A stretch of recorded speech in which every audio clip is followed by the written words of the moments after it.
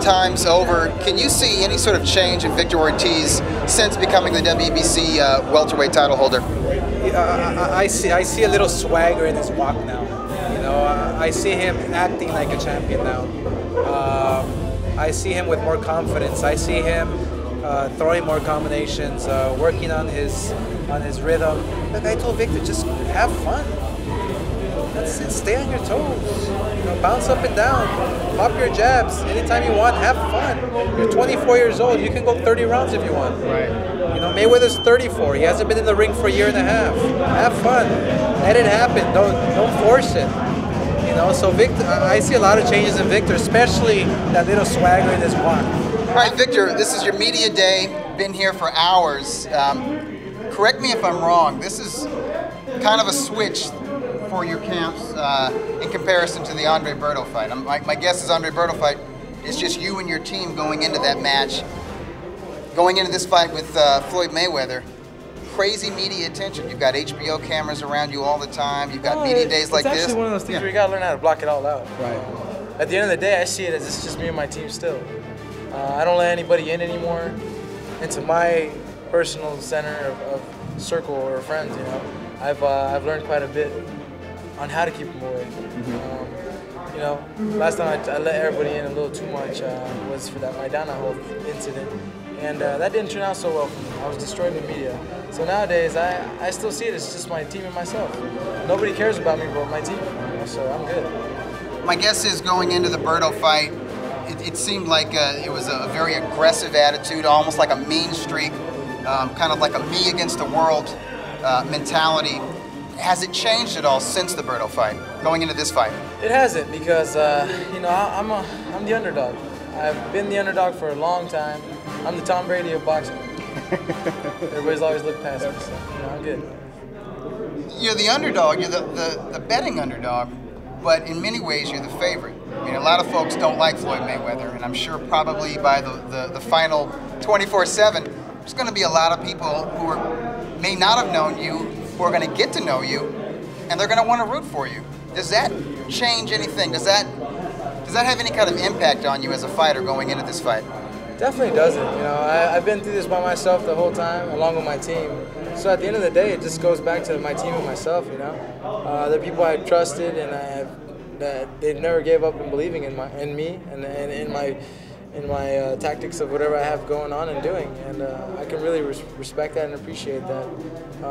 As far as that goes, you know, I can appreciate people though, for sure. How important is confidence, and how important is it for Victor to be himself once he gets into the ring with Mayweather? Well, it's going to be very important that he doesn't get frustrated, because look, Mayweather is not going to try and dictate the pace. Mayweather's not going to try and force the fight. He may once in a while walk you down with his defense, but that's when you have to hit him in the elbows. That's when you have to hit him on the hips. That's where you have to hit him maybe sometimes behind the head. Hey, whatever works. Whatever works. Hit him in the shoulders. Hit him where it hurts, and then he's gonna run. Make him feel your power, and then he runs. You know, it's as long as you can keep your composure, don't get frustrated, keep popping your jab, and just have fun up there. Stay on your toes. Victor's staying on his toes. Nobody touches him. You've had at least 5 weeks of training. You've had some weeks of sparring. What can you tell us about your preparation? How do you feel in preparation to this fight? Do you feel like you're ready for Mayweather? Oh yeah, definitely. That's being ready for Mayweather is definitely not the question there. I think if anybody's gonna ask that question, you need to go ask Mayweather. I'm more than ready. But like I said before, I want the best Mayweather to show up. I don't need an aura or a shadow of Mayweather in the ring. I want the actual Mayweather at his best. And do you feel that you bring certain things style-wise and ability-wise and mentality-wise that Mayweather may not have seen? I believe I do. I believe I've been very overlooked by he and his team, which is perfect. You know, I always have been. It's just one of those things where I'll be another shock to the world. Having fought Mayweather 12 rounds in a very close fight in 2007, I think when you were 34, first of all, was there, after fighting Floyd, were there some things that you could have done differently in that fight that would have enabled you to win the fight? And have you talked to Victor about certain strategy or certain things to do, like you were just saying, that can enable him to beat Mayweather? Absolutely. Look, I mean, there's no doubt in my mind that Victor's going to get Mayweather in the corner. He's going to get him on the ropes. That's going to happen for sure. So what he has to do is keep his distance. Be aggressive, but stay in control. Keep your distance. Kind of like what Jose Luis Castillo did. He was putting pressure, moving his head, keeping on his toes, side to side, and keep popping that jab. He's southpaw, so it's going to be a bigger problem for Mayweather. You know, hit that body. When he goes back, you have that right hook. I mean, it's going to be a very interesting fight because one thing about Victor, he's not going to get tired. Not like me. I got tired. I was an old 34-year-old. Victor's a young 24-year-old, so it's going to be a whole different story. Yeah, this last question. Most folks are saying for Victor to win, he's got to catch him early. He's got to knock him out. Do you agree with that? Do you think Victor can beat him over 12 rounds? No, I have to disagree with that. I say that Victor has to catch him in the second half of the fight. You know, he has to put the pressure. He has to be smart in the first half of the fight and make Mayweather feel the power and make him go back. And then you get him. And then you get him in the second half of the fight and you walk over him. You walk all over him. Use the power, use the strength, use the quickness, use his youth.